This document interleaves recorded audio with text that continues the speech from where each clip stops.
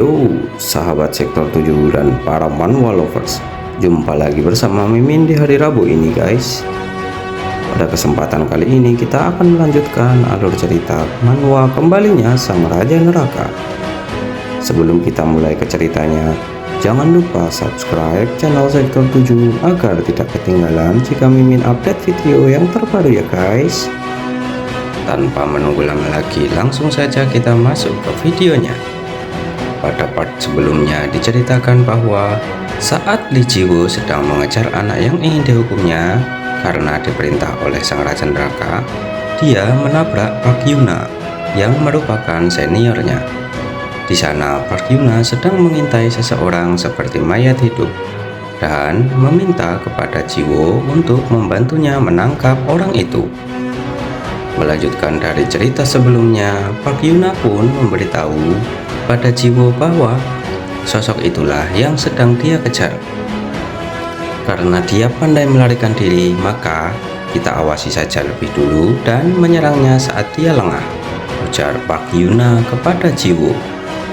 Lalu Jiwo pun menanyakan apa yang dilakukan oleh mayat hidup itu. Dia sedang berpatroli, jawab Park Yuna. Mendengar itu, Jiwo tidak dapat mempercayainya.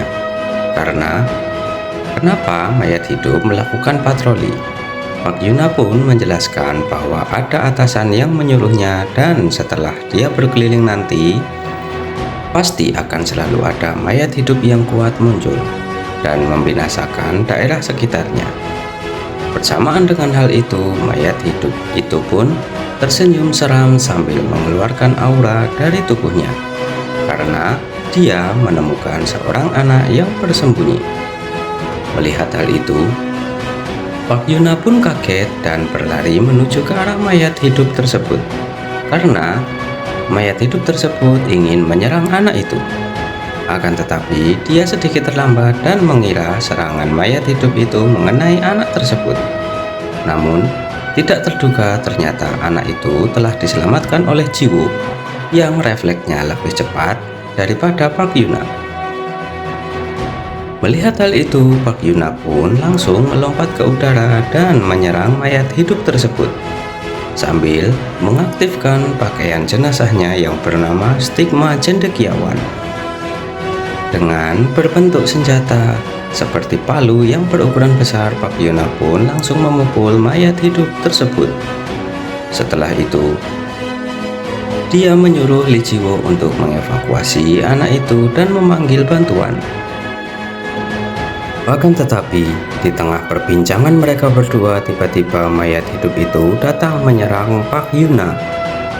Park Yuna pun kaget dan heran karena mayat hidup itu sudah pulih dari serangannya. Lalu, merespon dengan menyerang mayat hidup itu lagi memakai senjata palunya. Akan tetapi mayat hidup tersebut sengaja mengincar palunya agar tubuh Yuna berada di udara dan menyebabkan pukulannya tidak bisa mengenainya dengan telak. Karena tidak ada pijakan, maka daya hancur serangannya akan berkurang. Lalu mayat hidup itu pun memakai pakaian jenazahnya yang bernama kelelawar hantu, di mana dia langsung menyerang Yuna dengan kecepatan yang luar biasa dan membenturkannya ke tembok sebuah gedung. Lalu sambil tersenyum bersiap lagi untuk memukul Yuna. Akan tetapi sebelum pukulannya mengenai Yuna, Jiwo menendang mayat hidup tersebut menggunakan lututnya dan menginfokan bahwa dirinya sudah menghubungi seseorang yang bisa membantu mereka. Mendengar apa yang dikatakan Jiwo, Yuna pun agak sedikit emosi dan mengatakan bahwa mayat hidup yang memakai pakaian jenazah setidaknya butuh 2 orang pengurus pemakaman yang mempunyai level 1 dan beberapa orang level 2. Tapi dengan bodohnya kau hanya memanggil 1 orang saja. Kau mau kita mati di sini? Tambah Park Yuna. Sambil melawan mayat hidup tersebut, Jiwo mengatakan bahwa di kehidupan ini kita tidak akan mati.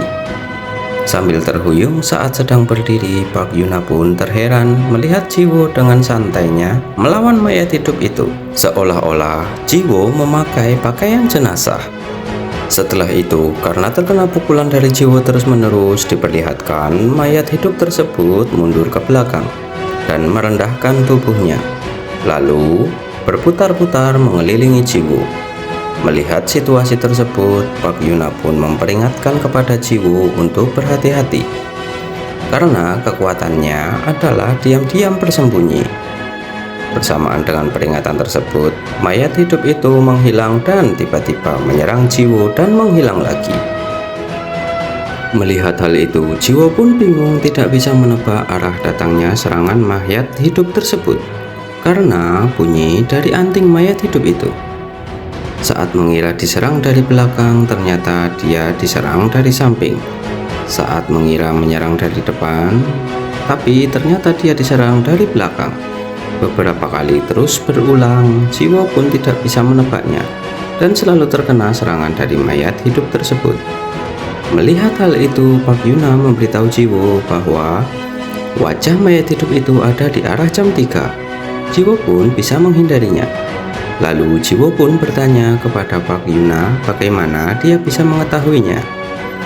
Park Yuna pun menjelaskan bahwa itu adalah salah satu kemampuan dari pakaian jenazah stigma cendekiawannya, di mana lawan yang sudah terkena pukulannya tidak akan lepas dari penglihatannya.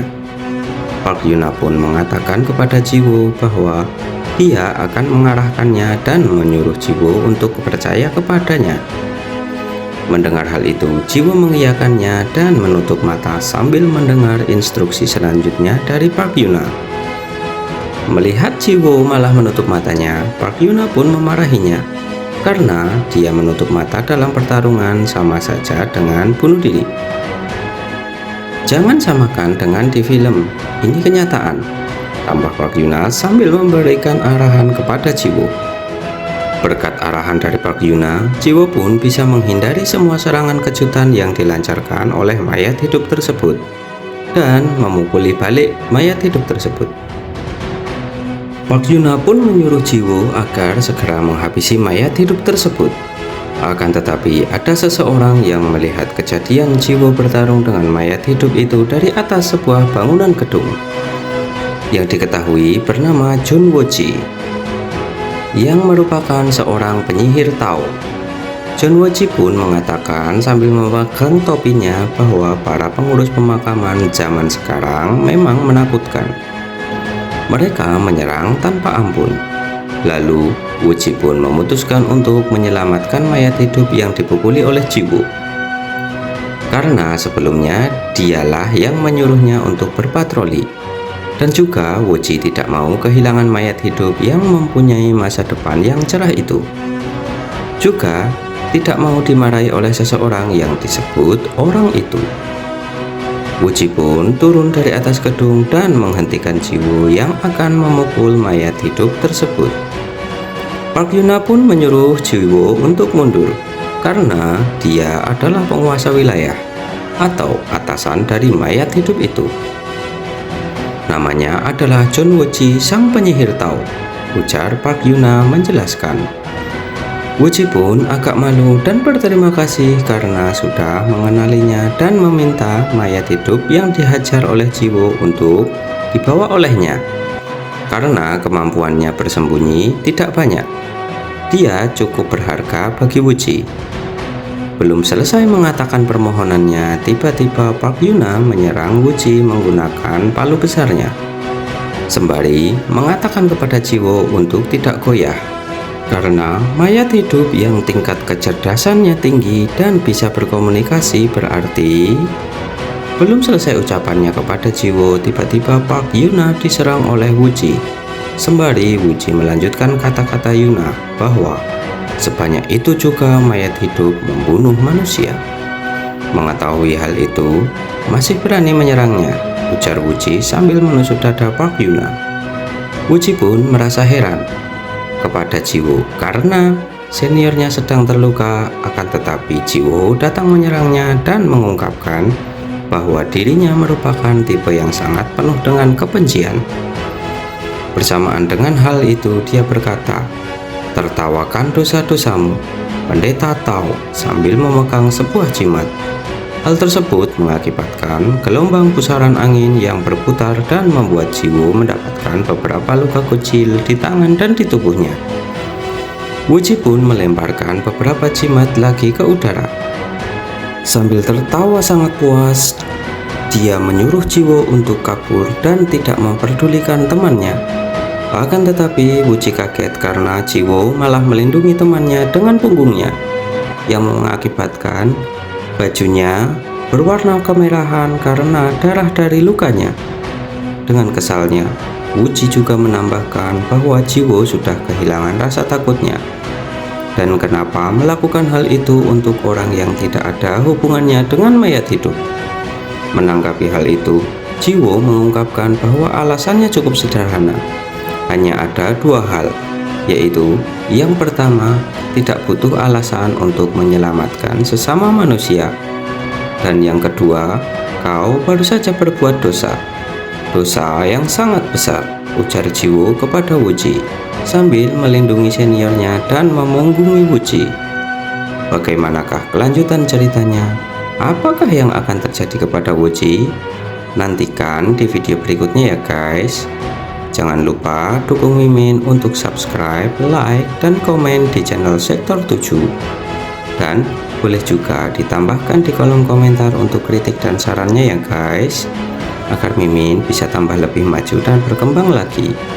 Terima kasih dan sampai jumpa di video selanjutnya ya guys. Bye bye.